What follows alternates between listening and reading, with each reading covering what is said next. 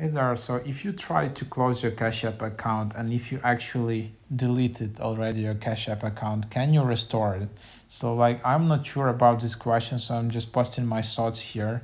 What it says that closing your Cash App account will disable your cash tag, prevent payments from being received, and sign you out of all sessions. Please be aware that as a financial institution, Cash App is legally required to maintain some transaction records and account information, and then closing your Cash App will result in the sale of all Bitcoin and stocks in this account, which can create a taxable event for you.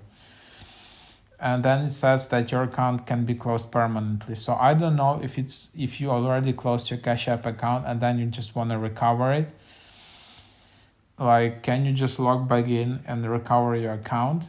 Similar as you have, for example, in BeReal and some other apps where you have like a 14 days window where after you actually closed your account, you can just log back in and and recover it.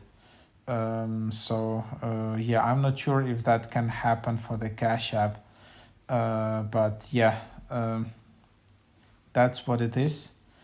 If you have any other experience, just leave it in the comments.